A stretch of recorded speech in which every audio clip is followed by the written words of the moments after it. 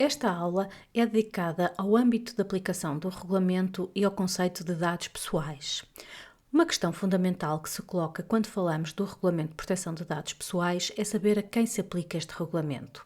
Em particular, saber a que dados se aplica e a que dados não se aplica. Genericamente, o regulamento aplica-se aos dados pessoais de todas as pessoas singulares que estão vivas. O regulamento não se aplica, por exemplo, a dados de empresas e a dados anónimos ou a dados em papel se esses dados não estiverem contidos ou não se destinarem a um sistema de ficheiros. No final desta aula, deve conseguir listar todos os dados que são tratados e que ficam, por isso, sob a alçada do regulamento. A questão que se coloca, portanto, é saber o que são dados pessoais. Os dados pessoais é toda a informação relativa a uma pessoa singular, identificada ou identificável.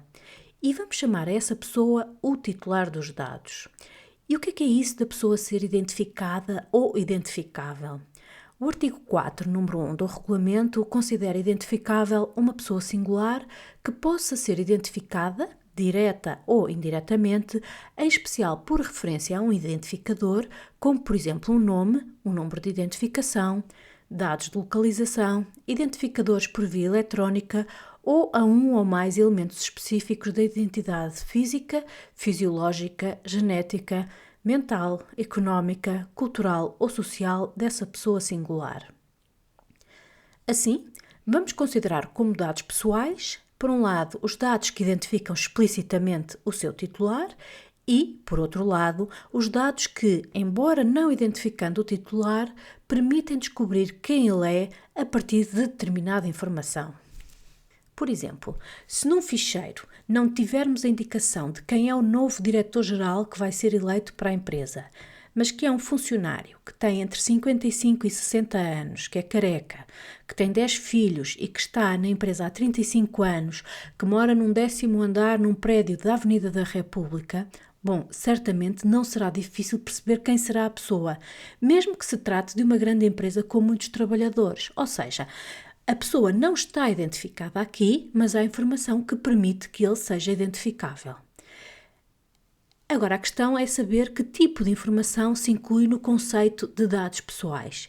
E, basicamente, são todas as informações. E temos aqui alguns exemplos, como o nome, obviamente, a morada, a matrícula do carro, o e-mail ou o telefone. Todos estes dados vão ser considerados dados pessoais e vão estar ao abrigo da proteção dada pelo regulamento. O regulamento distingue ainda dois tipos de dados. Por um lado, os dados das crianças e, por outro, as categorias especiais de dados pessoais que estão previstas no artigo 9º e que antes eram conhecidos como dados sensíveis.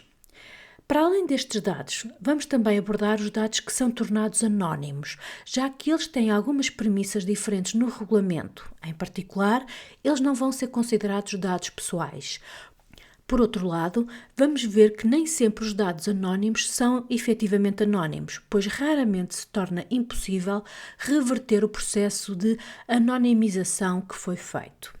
Os dados especiais incluem todos os dados relacionados, por exemplo, com a origem racial ou étnica, as opiniões políticas, as convicções religiosas ou filosóficas, ou os dados relativos à saúde e à vida sexual ou orientação sexual da pessoa.